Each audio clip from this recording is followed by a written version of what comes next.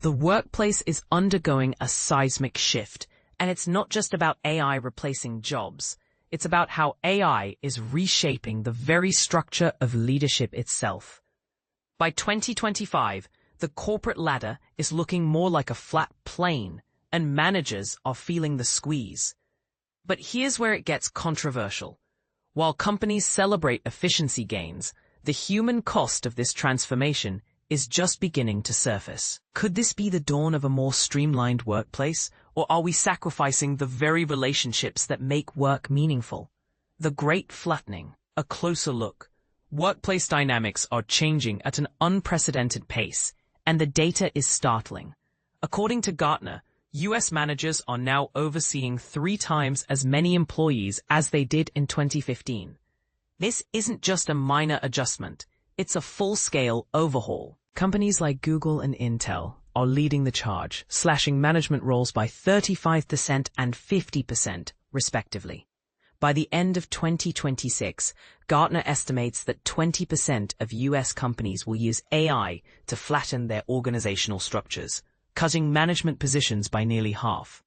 Deloitte's 2024 report adds another layer to this narrative. Middle management job postings dropped by 42% between 2022 and 2024. But here's the part most people miss. This isn't just about reducing headcount.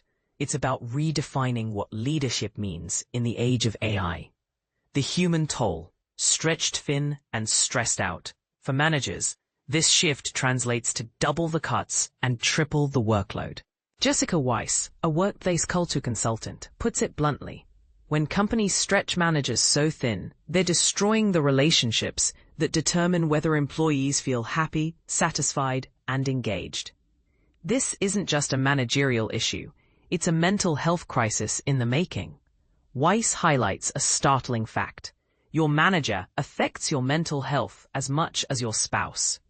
When managers are overwhelmed, employees suffer, and the risk of burnout skyrockets. And this is where it gets even more contentious. Are companies prioritizing profits over people?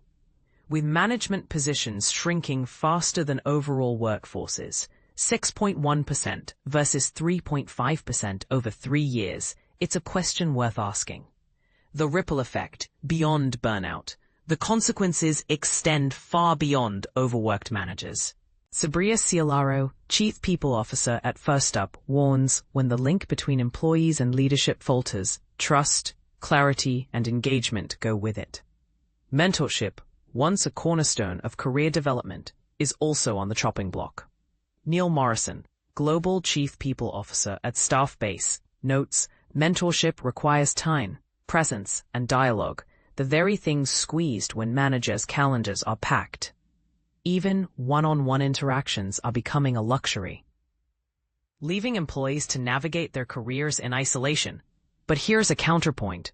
Could AI-driven tools actually enhance communication, freeing managers to focus on meaningful connections? It's a debate that's far from settled.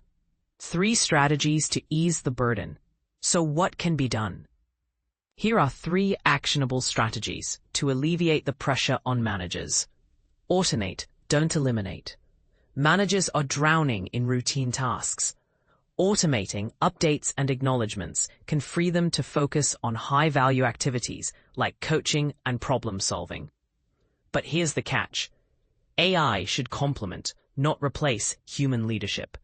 As Cialaro points out, only humans can have those high-value conversations. Prioritize ruthlessly. Selena Rizvani, author of Quick Leadership, advises managers to filter out faux urgency. By vetting projects, pushing back on emergencies, and saying no when necessary, managers can protect their teams and themselves from burnout. Communicate authentically. Stressed managers shouldn't suffer in silence. Jason Leverant of At Work Group suggests approaching leadership with facts and data, not just complaints. Think critically about why changes are happening, he says. Suggest process improvements instead of just taking on more work. The future of work, a call to action. The stakes couldn't be higher. As Selena Rizvani warns, managers will start to resemble portfolio operators, leading sprawling teams. One-on-one coaching may become a rarity, and the best managers will shift from being heroic doers to culture designers. The business case for prioritizing workplace happiness is clear. 80% of people value good mental health over a high salary, and companies with mentoring programs grew their workforce by 3% during the Great Resignation, while those without shrank by 33%. Here's the ultimate question. Will your organization be a place where employees thrive, or will it drive them away? The choice is yours. What do you think? Is the flattening of management a necessary evolution or a dangerous gamble?